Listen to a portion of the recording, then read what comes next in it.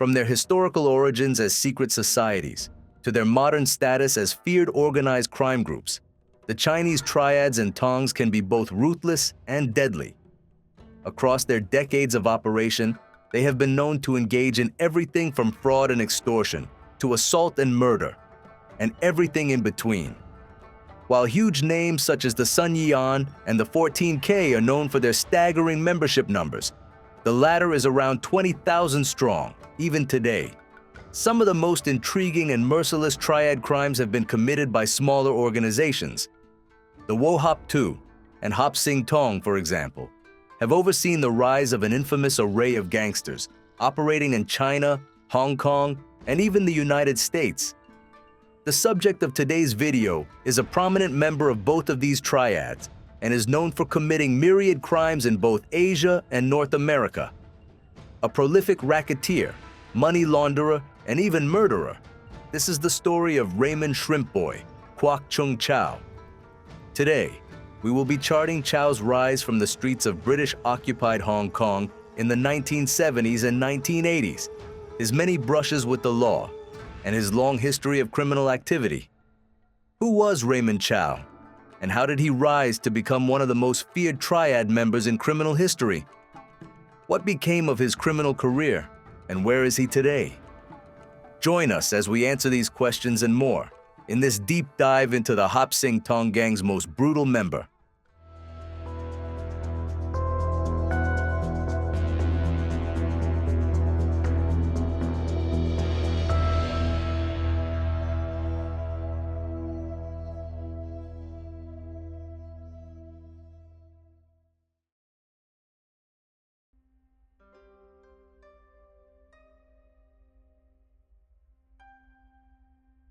Raymond Kwok Chung Chow was born on the 31st of December 1959 in British-occupied Hong Kong.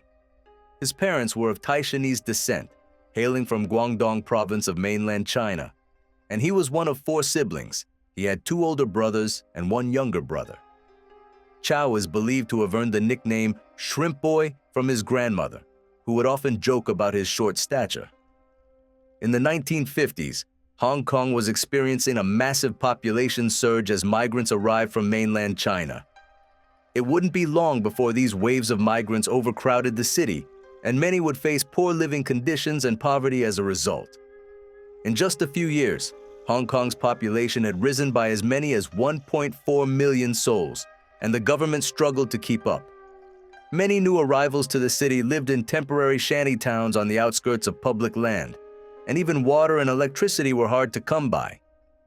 With conditions like this remaining rife across the city for the best part of a decade, it's no wonder that crime thrived on the streets of 1950s Hong Kong. Both small-time street organizations and large triads attempted to pick out a living wherever they could. Chow's father had been the owner of a barbershop, and the family were able to live above it. But in 1967, his gambling debts began to rack up. Casinos were able to make a great deal of money from the thousands upon thousands of Hong Kong's poor attempting to change their way out of poverty, but this only served to make the situation worse for the Chow family. Soon, they could no longer afford to keep the barber shop open, and they were forced to live in a single room shack. They remained here for a year until, tragically, the shack burned down and the Chows were made homeless. It was following these events that Raymond Chow himself decided to take his first foray into the world of crime, at just 9 years old. The first gang that Chow would become affiliated with was nothing particularly special in the grand scheme of Hong Kong's organized crime scene.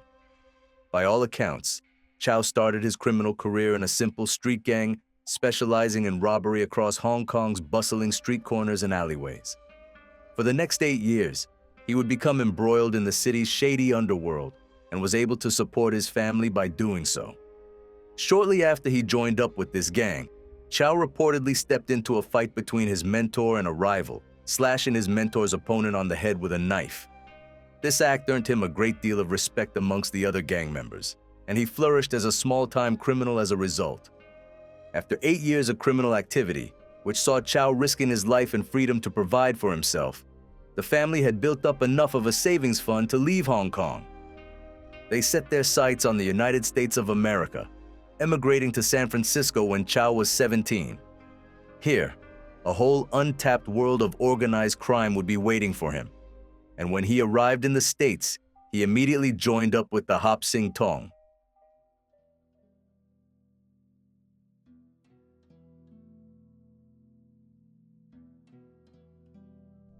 In 1976, Raymond Chow formally joined up with the Hop Sing Tong. This is an organization which, much like the Triads, began as a Chinese secret society, although not all of them are linked to crime. Some Tongs typically provide counseling and education services for Chinatown communities overseas, and can be a real boon for Chinese immigrants in America. The Hop Sing Tong alone operates in California, Washington, Oregon, Colorado, and Idaho, but just so happens to be one of the Tongs that is most closely linked to organized crime. Chow joined the Hop Sing Boys branch of the Tong. His previous gang leader provided a letter of introduction for him upon moving to the United States, and he was able to join a rich Chinese organized crime scene in San Francisco. From the get-go, Chow became involved in a series of violent crimes. In one notable incident, less than a year after his arrival in America, he was sent to a home in Hillsborough, California, where he was instructed to beat the resident within an inch of his life. The purpose of the assault, which Chow carried out with a 2x4, was to have the Hop Sing Boys send a violent message to the resident on behalf of the Italian-American Cosa Nostra, with whom they worked closely. The savage beating reportedly only took Chow 2 minutes, and he received $3,000 in payment. In 1977, Chow was also present at the infamous Golden Dragon Massacre, a mass shooting at the restaurant of the same name in San Francisco. The shooting was committed by members of the Doughboys Gang, a Chinese-American crime organization that wished to eliminate top-ranking members of the Hop Sing Tong and the Waching. The attack left 5 gangsters dead, but Chow was able to escape by ducking under tables before ultimately fleeing the scene. After the fateful Golden Dragon Massacre, the Hop Sing Tong began to decline in San Francisco. The Waching were able to survive and claw their way back into the city's organized crime scene, where they ultimately became the most prolific group in the area. The Hop Sing Boys could not compete with the rise of a much larger organized crime group, and, although they would eventually return to San Francisco, began to establish a presence elsewhere in California, most notably in San Jose, Los Angeles, Maryville, and Vallejo. With his Tong scattered just 1 year after his journey to the United States, Chow set to work on making a living through crime with the few associates he had left in San Francisco.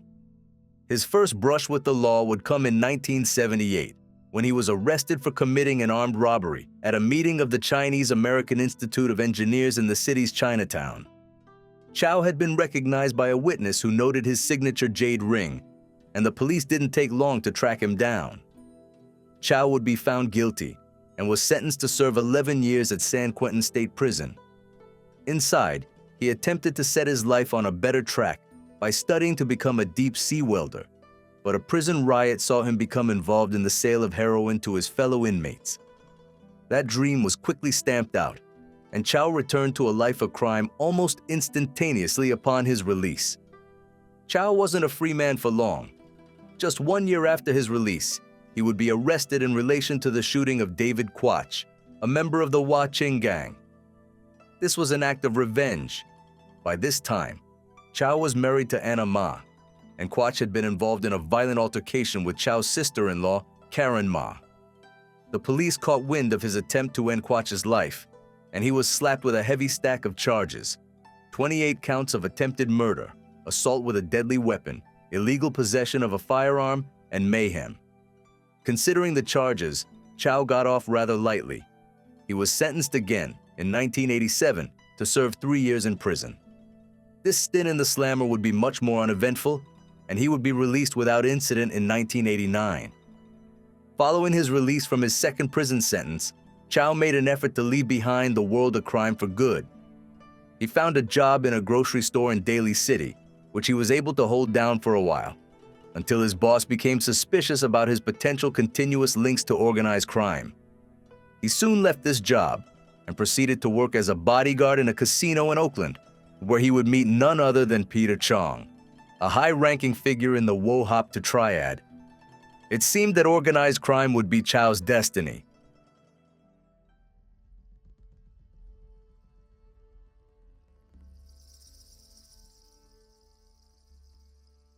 Peter Chong had recently arrived in the United States when he had his chance encounter with Raymond Chow.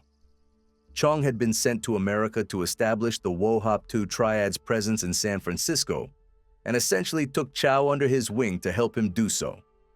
By the time the two met, Chow was a leading figure of what was left of the Hop Sing Tong in the city, and in Chong's eyes, he had the makings of a Hop lieutenant. The two became close friends and allies, and with Chong's help, Chow merged the gangs into one, the Tien Hui, who would work together on their criminal enterprises and illicit businesses in the States. The former Hop Sing Tong building in San Francisco reopened its doors to recruit new members, targeting teenagers who were enamored with the prolific and successful Hong Kong action cinema of the 1980s. Chow introduced a new initiation procedure where new members were made to take 36 different loyalty oaths. If they broke one, they would be threatened with death. The emergence of the Hop 2 and the simultaneous re-emergence of the Hop Sing Tong drew the attention of powerful rivals. The Ching had established a dominant presence in San Francisco following the Golden Dragon massacre, and they weren't about to take kindly to anybody encroaching on their turf. A bloody power struggle soon emerged, and in the April of 1990, Ching gangster Danny Phat Vong was murdered by the Hop 2 outside the Cat's nightclub. The Ching were quick to retaliate and killed Michael Bit Chen Wu of the Hop 2 outside the Purple Onion nightclub around a month later. Both were shot in cold blood. Danny Wong, the leader of the Ching at the time of the shootings, reached out to Chow and Chong to call for a truce. Despite their acceptance, the shootings continued, and Wong himself was murdered by the Hop in April of 1991. Chong would deny any involvement in the murder when he was called before the U.S. Senate in late 1991. Later in 1990, however, Chow and 3 of his men would be pulled over by the police as they made an illegal U-turn in Foster City, California. In what was supposed to be a routine traffic stop, police were alarmed to see that the gangsters were joined by Norman Shu, a man with links to financial crime. Shu seemed to be confused, delirious even, and Chow claimed he was simply driving his intoxicated friend home. Shu, however, alerted the officer that he had been kidnapped, but did not blame Chow for the abduction. The officer noted that Shu looked nervous and encouraged him to exit the car and speak with him in private. At this point, Shu is believed to have accused Chow of having instigated the kidnapping and said, "I'm being kidnapped. Those 3 have been holding me against my will in Daly City for 12 hours. Reportedly, Shu owed a debt to Chow, and when he couldn't pay, the gangsters had abducted him and threatened his family. Chow was arrested, but vehemently denied all charges. This, combined with the fact that Shu was unwilling to testify against him, saw the case get thrown out, and Chow dodged what may have been another lengthy prison sentence. Chow and Chong proceeded to build a sizable criminal empire for themselves, despite threats from the Ching and law enforcement. Robbery, drug dealing, and racketeering were all in a day's work for the Hop 2, but in the May of 1992, Chow was arrested once again, as the heat from the police was cranked up. Indicted on drug dealing and robbery charges, whilst carrying $12,000 in cash, Chow became suspicious that a member of the Triad had tipped off law enforcement, especially when gangster Madeline Mayflower Lee received a much shorter sentence than the others. Lee was identified as the informant, and Chow ordered his men to beat her up, leaving her with a broken shoulder and several knocked-out teeth. One of the assailants, Raymond Lee, would be arrested for the beating, but Chow ordered Lee to drop the charges against him. Lee defected from the Triad for good following this, and would proceed to assist the police in building a case against Chow and Chong.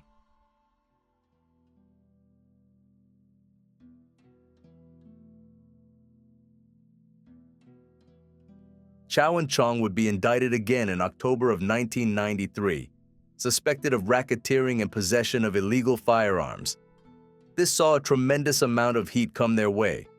Chong fled the United States, but Chow opted to remain and face the charges. The gangster would face 2 separate trials, the first one for illegal firearms and a delayed second one for racketeering. Although he would be convicted for the former in 1995, sentencing would be delayed until he had been tried for the latter in 1996. By May of that year, however, a mistrial was announced. Chow's defense lawyer, Maureen Callens, opted to have him portrayed as a practicing Buddhist with a passion for Kung Fu, hence his earlier cinema-centric recruitment campaign. What really swung the jury, however, was the defense's argument that many of the witnesses and testimonies against Chow were provided by criminals who had spoken out against Chow in exchange for lighter sentences. They argued that this made the government's case insufficient. When there was no chance of reaching a unanimous verdict, the case was thrown out. That doesn't mean that Chow's illegal firearms charges went unpunished. A year and a half after he was initially convicted for this crime, the judge sentenced him to a staggering 23 years in prison. While he began serving his sentence, however, Chong was tracked down and had been extradited to the United States in 2000. Seeing it as the best opportunity to reduce his sentence, Chow turned informant and testified against his former closest ally. Reportedly, his decision to do so rode on Chong's choice to hire Maureen Callens, his former defense lawyer, which created a conflict of interest. Chow was subsequently put into supervised release at the beginning of 2003, but was denied entry to the Witness Protection Program. As Chow had not yet secured his visa to work in the United States following his release from prison, he was placed under house arrest, living with his brother. His house arrest would come to an end in 2004. This whole ordeal had taken its toll on Chow's health. Around this time, he was by all accounts a nervous wreck and had suffered a mental breakdown in 2004. He was terrified of leaving the house, in the fear that Chong's men would ambush him for testifying against their boss, and he could not find work. While counseling at-risk youths as part of his release conditions, he found solace in meditation and vowed to step back from organized crime. Ultimately, this wouldn't last.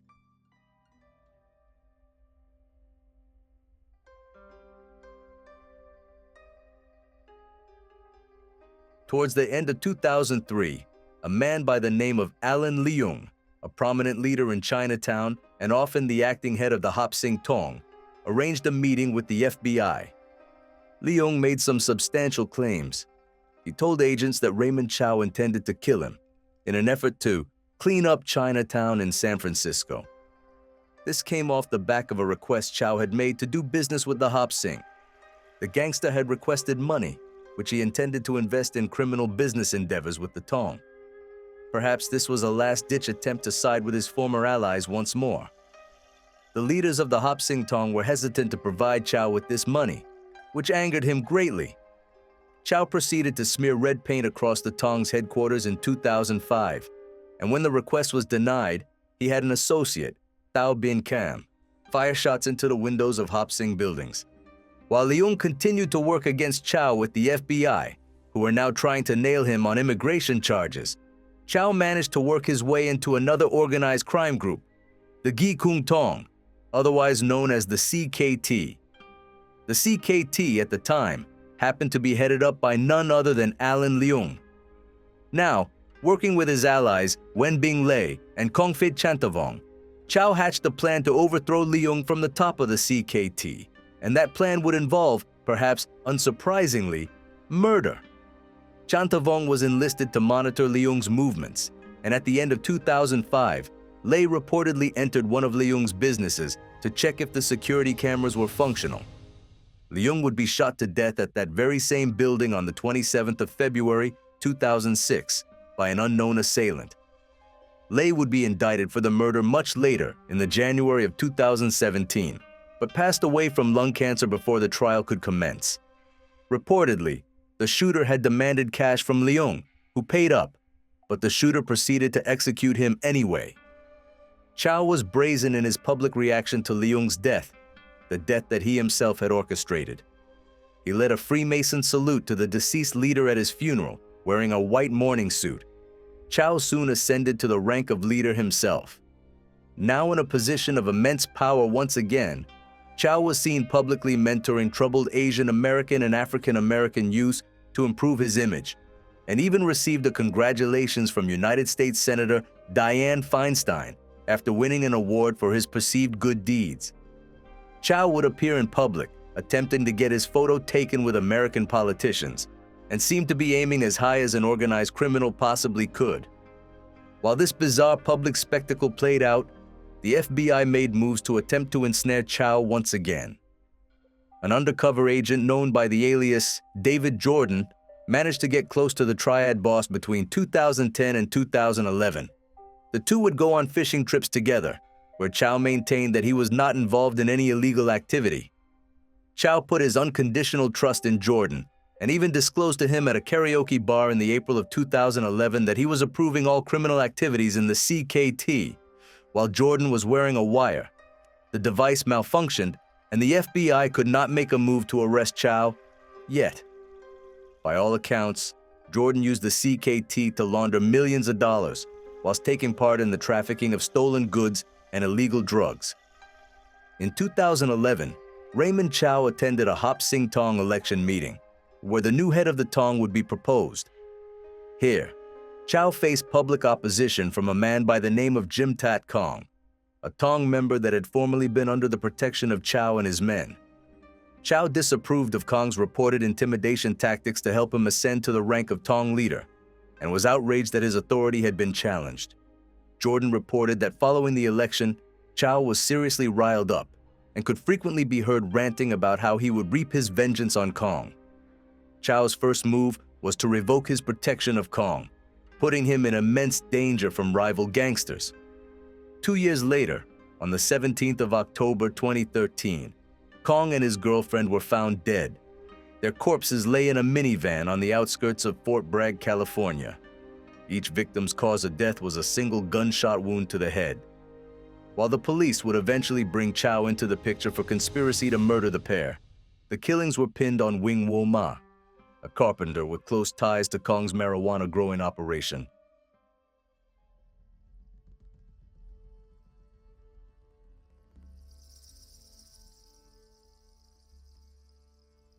Chow's next arrest would come in 2014, but he wasn't wanted for murder yet. The FBI, who busted Chow in a raid as part of State Senator Lee Lin-Yee's crackdown on corruption, charged him with money laundering and conspiracy to deal in stolen property. These were crimes that Chow had indeed been committing whilst he grew close to Jordan, as he attempted to maintain a benevolent public image since Leung's death.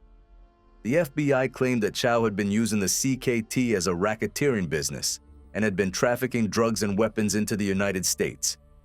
Chow was slapped with a total of 7 money laundering charges alone, each of which would grant up to 20 years imprisonment if he was found guilty.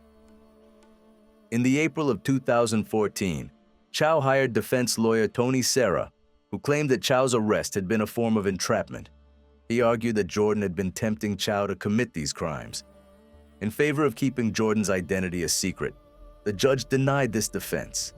Things turned from bad to worse when superseding charges were handed down to Chow in July of 2014. In addition to his existing rap sheet, over 200 charges, including unlicensed firearms dealing, fraud, murder for hire, wire fraud, narcotics conspiracy, and conspiracy to receive and transport stolen property, were added to his case. While Chow pleaded not guilty, Sarah argued that these new charges were evidence that the government was clutching at straws to put him behind bars. And despite all odds, it seemed to be working. For a while. By September of 2014, Chow had attempted to turn the case on its head and had sued the city of San Francisco, urging them to disclose that undercover FBI agents had paid thousands of dollars in bribes to San Francisco Mayor Edwin Lee as campaign contributions. Among the agents identified by Chow in this twist was one Michael Anthony King, as well as David Jordan, the man who had been attempting to prove that Chow had been committing his crimes. Ultimately, however, Chow's case against the city would not stick, and by 2017, many of the charges against city officials were dismissed. As Chow's massive list of charges proceeded to go to trial, he declined a plea deal and went ahead with his not guilty plea. Chow's defense maintained that the gangster had been lured into committing his crimes by the government, but this was not accepted by the judge. Ultimately, Chow was issued with a third indictment, superseding his last one, with 162 charges. A reduction for his rap sheet, yes, but a massive amount of jail time awaited him if he was found guilty. Amongst these new charges was one for the murder of Alan Leung and one for conspiracy to commit the murder of Jim Tat Kong, two claims that Chow strongly denied. Shortly after this final superseding indictment, it became a possibility that Chow, if found guilty, would receive the death penalty for his crimes. Ultimately, this was revoked, and prosecutors announced that they would not be seeking capital punishment.